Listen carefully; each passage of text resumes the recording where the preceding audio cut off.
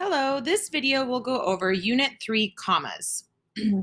A comma indicates a pause, meaning, grab the drawing, meaning a yield, right? A soft stop. It can either separate something in a sentence or can connect two sentences if we're using a fanboys. So let's go over the 7 reasons why we would use a comma. The first one is an opener as an introductory word, phrase, or clause. It can be a single word or even a fragment located at the beginning of a sentence, followed by a comma. For example, furthermore, comma, I find the wording of your proposal to be offensive. So there's our introductory word. Broken and bruised, Diaz was ready to call it a day. There's our introductory phrase. And then because she had a sore throat, there's our introductory clause.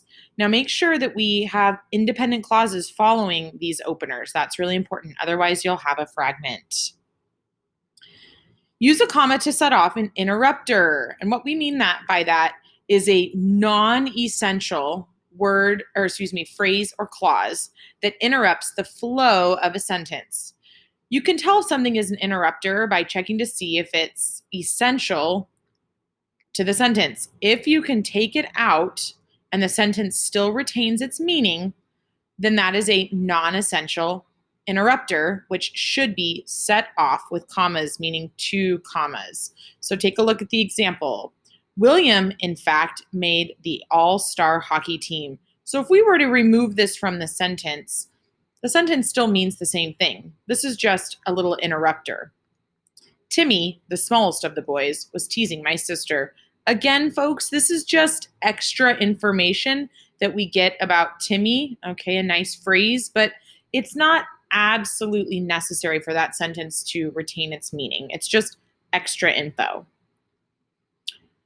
Use a comma to set off a closer, and a closer is a fragment that's added on after an IC, okay? And it's preceded by a comma. So take a look at the example.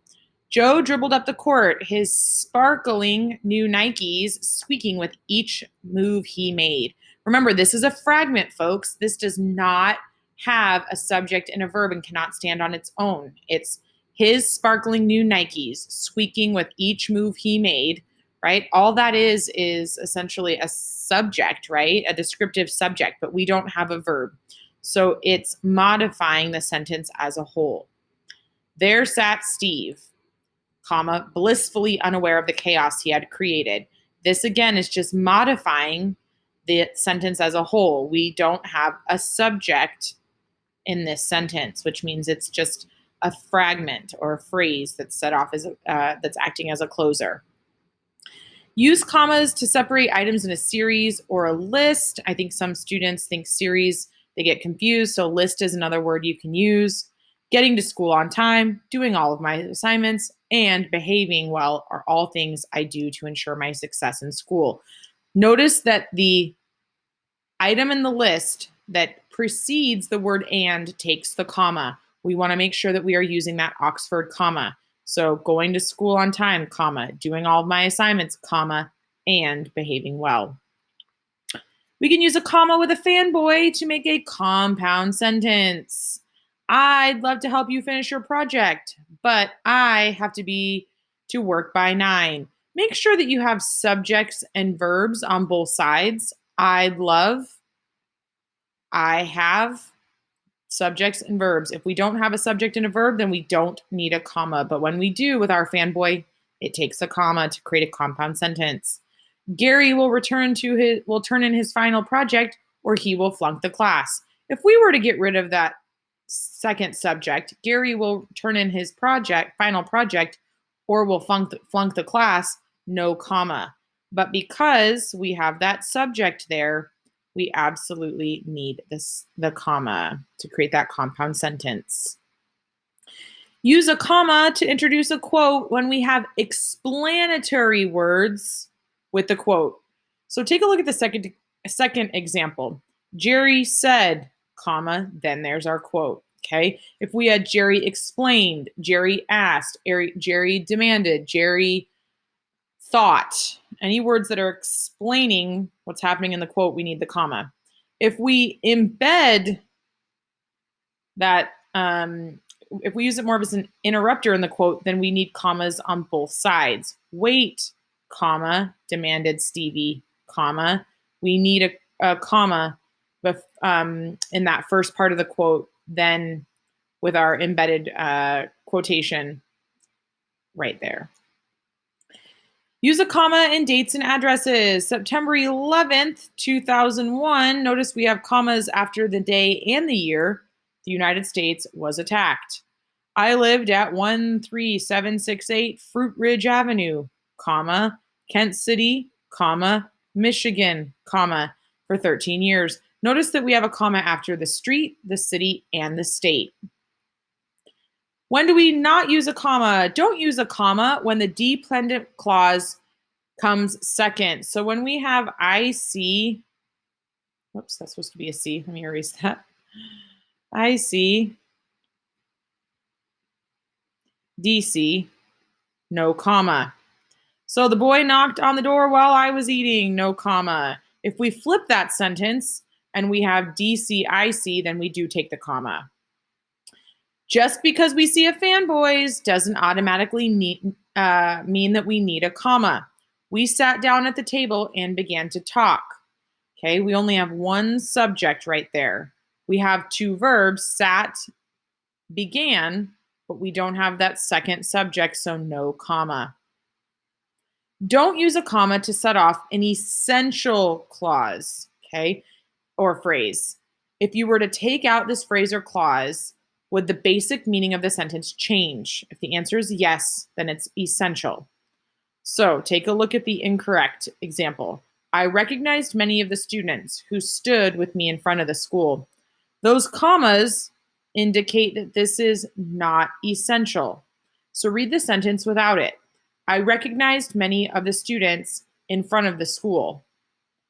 This phrase right here, who stood with me, is really important because it shows us which students they are specifically. Okay, it's not just extra information, but it's directly telling us which group of students it is. So we need that, so no commas. Okay. So along with that, let's take a look at the conventions review 3.1b, and this is all about pronoun agreement with antecedents. Okay, so pronouns must agree with its antecedent in number and gender. And by antecedent, we mean the word that the pronoun has replaced in the sentence. So take a look at the example. A student left his or her bag in Mr. Stark's room. Student is the antecedent. His or her is the pronoun that student has replaced, right? A student left a student's bag in Mr. Stark's classroom? No, we need a pronoun to replace that. A student left his or her. Because we don't know if that student is a female or a male, okay, then we need singular personal pronouns, okay? When students participate in community service, they learn to be more responsible. We have a plural subject, so therefore we need a plural pronoun. Okay. Now I understand sometimes it sounds funny to always say his or her. So it's awkward. I get that. So it's recommended that we generally use the plural construction in writing. So take a look at this sentence. An athlete must be in command of his or her body. That's awkward. So in that case, we generally do use the word there. Okay, because it just sounds funny. Singular indefinite pronouns can cause confusions. So because all of these pronouns, folks, all of these ones down here, these are singular. We're referring to one person. So we want to make sure that our pronoun also is singular. So take a look at this example. Everybody has an obligation to give. So everybody is a singular indefinite pronoun. So we would say his or her best effort. Now, again, kind of awkward. We could say their best effort. As opposed to Ben and Justin brought their guitars, right? Because we have plural subjects, we need a plural pronoun. Neither Justin nor Ben brought his guitar because neither is a singular indefinite pronoun. Okay. Somebody left his or her book in Mr. Stark's room. Okay. Sometimes you might be referring to a group of people in a collective sense, meaning that group is working as a unit. They're working together to achieve a goal or to do something. Okay. So we want to use the pronoun it or its. So take a look at the example. The team did not achieve all of its goals for the season. The team is working as a collective unit to complete its goals. So we want to use the word its. If we are referring to each member of a team in an individual sense, use his or her. Each member of the team expressed his or her opinion. Notice that each, folks, is a singular indefinite pronoun. The committee gave its opinion, as opposed to each member of the team or of the committee gave his or her opinion. Okay. And then common word errors, who versus whose. So whose with apostrophe S is a contraction. With SE, who does this item belong to? Who is waiting outside versus who does this signature belong to? Effect versus affect. Effect, folks, is a noun. If you're using it as a noun in a sentence, it's with the E. Versus affect is a verb. So effect with an E means the result of. Okay, a noun. Affect, to influence or change, meaning a verb. The effect of higher gas prices was felt by all. Okay, so the subject of this sentence is the effect. It's the noun, the result of higher gas prices. His teachings have affected Joe's life. Notice that teachings is the subject and affected is the verb. It's the result, it's the influence of Joe's life. Accept versus accept. To receive and recognize is correct. Okay, so A with an A, correct. E, accept, means but. Everyone except John was ready to accept Ralph's apology. Everyone but John was ready to receive or recognize Ralph's apology. All right, that should wrap it up for you for Grammar Unit 3.